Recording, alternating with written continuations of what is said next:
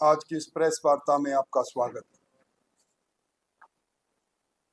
पिछले कुछ दिनों से पूर्व मुख्यमंत्री अशोक जी गहलोत, प्रदेश कांग्रेस कमेटी के अध्यक्ष गोविंद जी डोटासरा और प्रतिपक्ष के नेता टीकाराम जी जूली सोशल मीडिया के माध्यम से और अन्य समाचार पत्रों के माध्यम से कई मुद्दे लगातार उठा रहे हैं। छात्र संघ का चुनाव का मुद्दा हो, राजस्थान में बेरोजगारी का मुद्दा हो, स्मार्ट मीटर का मुद्दा हो या पंचायत राज संस्थाओं और स्थानीय निकाय के चुनाव में विलंब का मुद्दा हो। पंचायत राज संस्थाओं और स्थानीय निकाय के चुनाव कांग्रेस ने जिस प्रकार कराए थे, भूतो न भविष्यते। गहलोत साहब ने अपने कार्यकाल में पंचायत राज संस्थाओं के चुनाव 18 जनवरी 2020 को प्रारंभ किए थे और अलग अलग चरणों के अंदर दिसंबर 2021 तक उनको पूरा किया था। अपनी सुविधा के अनुसार पंचायत राज संस्थाओं के चुनाव में जनप्रतिनिधि का बाड़ाबंदी जब पूर्ण हो जाती और उसके बाद जब उनको ये कहता कि ये निश्चित हो जाता कि अब वो जीत कांग्रेस की निश्चित हो सकती है, तब वो चुनाव कराते थे। 23 महीने लगातार आज संविधान की दुहाई देकर पंचायत राज संस्थाओं के चुनाव पर सवाल उठाने वाली कांग्रेस ने अपने कार्यकाल में 23 महीने अलग अलग चरणों में चुनाव कराए थे। छात्र संघ के चुनाव अगर किसी के शासन में रुके लिंगोदय समिति के सिफारिश के आधार पर, तो अशोक गहलोत जी के शासन में रुके और विद्यार्थियों के और बेरोजगारों के अरमानों को जिस प्रकार लूटा गया, चाहे नौकरी की लूट हो, चाहे परीक्षा प्रश्न पत्रों की चोरी हो, चाहे पेपर लीक हो, एक रिकॉर्ड बना। कोई भी वर्ग ऐसा छूता नहीं रहा जिसके अंदर किसी न किसी प्रकार की नौकरी की लूट कांग्रेस के राज में नहीं हो। दिव्यांग श्रेणी एक ऐसी श्रेणी, सब लोग चाहते हैं कि वो मुख्य धारा में आए। उनका 4% आरक्षण तय है। इसके लिए दिव्यांगजन अधिकार अधिनियम 2016 बना हुआ है। कांग्रेस के समय में भर्ती हुई 19 अगस्त तक इस भर्ती पर जब प्रश्न चिन्ह लगे तो इनका मेडिकल बोर्ड से जब जांच करवानी प्रारंभ हुई तो 43 दिव्यांगों में से 37 दिव्यांग अयोग्य पाए गए। 53 की जांच अभी बाकी है। अच्छी तरह देखने वाले अंधे बनकर नौकरी पाते हैं, अच्छी तरह सुनने वाले बहरे बनकर नौकरी पाते हैं, मूक बधिर बनकर धरा प्रवाह बोलने वाले नौकरी पाते हैं। और हद तो तब हो गई जब मूक बधिर की नौकरी पर गहलोत साहब के खुद के कार्यालय में उन्हीं के जिले के एक व्यक्ति नियुक्त होते हैं।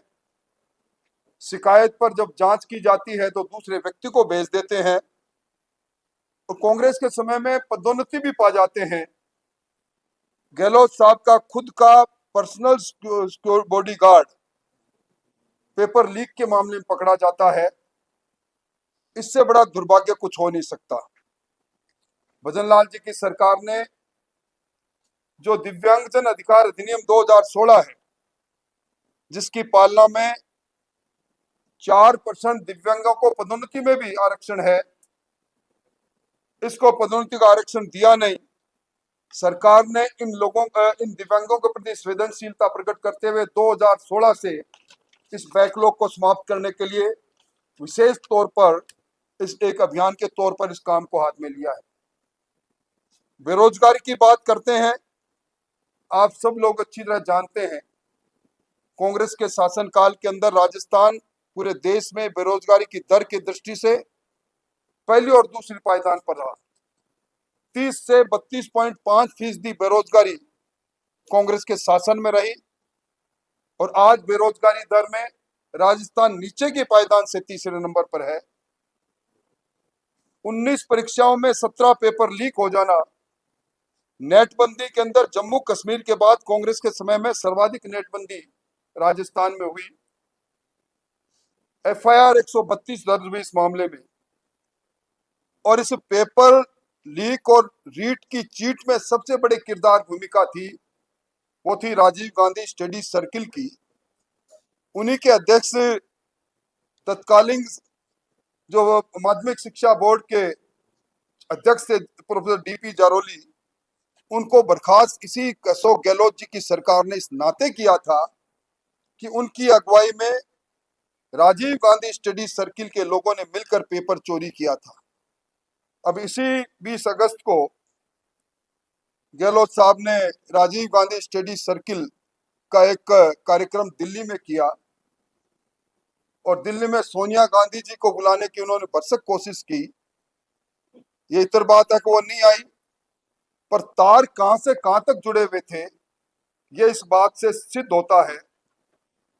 मैं समझता हूं कि 132 एफआईआर के अंदर जो भजनलाल जी की सरकार के समय में दर्ज हुई 356 गिरफ्तारी हो जाने और आरपीसी के बाबूलाल कटारा, रामूराम रायका की गिरफ्तारी और एसआई में 122 लोगों की गिरफ्तारी, उसमें 61 जो खुद सिलेक्शन जिनका हो गया था उन सब इंस्पेक्टर की, प्रशिक्षित सब इंस्पेक्टर की गिरफ्तारी। 6 याचिकाएं हाईकोर्ट के अंदर सेकंड ग्रेड टीचर के उस मामले जब एसआईटी जांच कर रही थी तब दर्ज हुई, सारी याचिकाएं खारिज हुई। आज भी 3970 परिवार एसआईटी जो गठित हुई है एसओजी की उसके पास लंबित है। 2 यूनिवर्सिटी में जो जिन्होंने एक तरह से फर्जी डिग्री बांटने का कारोबार कर रखा था, उसमें रजिस्ट्रार सहित 15 लोगों की गिरफ्तारी और ओपीएस यूनिवर्सिटी को भविष्य में प्रवेश लेने पर प्रतिबंध। इसको कहते हैं पारदर्शिता तरीके से परीक्षाओं का आयोजन करा के हक का, नौजवान का हक सुरक्षित रखना। और इसी का परिणाम रहा तबाड़तोड़ कार्रवाई के और बिना पर्ची बिना खर्ची के भजनलाल जी की सरकार ने जो काम किया उसी का परिणाम रहा कि 280 परीक्षाएं हो गई और उसमें किसी प्रकार की कोई पेपर लीक नहीं। ये पहली सरकार है जिसने 2 साल का लगातार कैलेंडर भर्तियों का एक साथ जारी किया है। 6 लाख निजी क्षेत्र में और 4 लाख सरकारी क्षेत्र में जो भर्ती का संकल्प पत्र में के अंदर जो भारतीय जनता पार्टी ने कहा था उस ओर सरकार आगे बढ़ रही है। इन 1.5 वर्षों में 75,503 भर्ती हो चुकी है।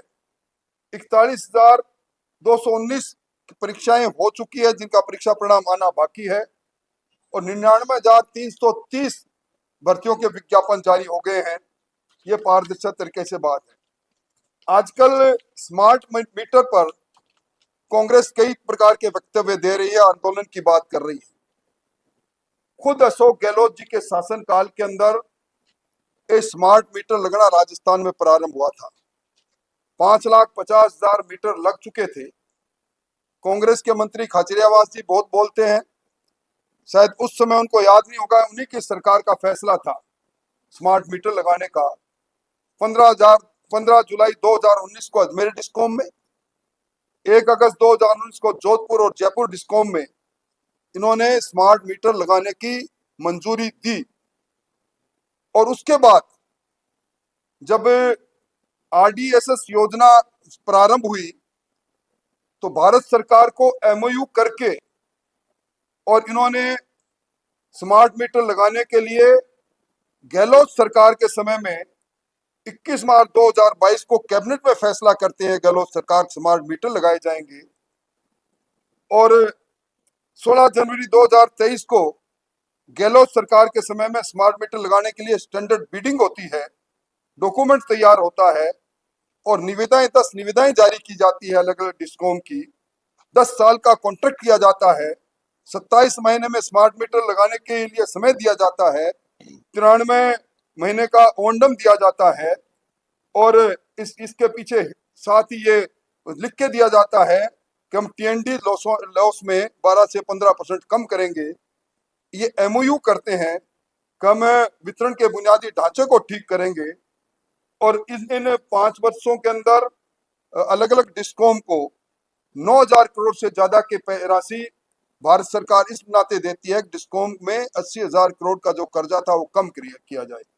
गहलोत साहब का वक्तव्य मैं सुन रहा था, वो कह रहे थे कि सरकार की जन कल्याणकारी कार्य में राजनीतिक बाधा नहीं आनी चाहिए।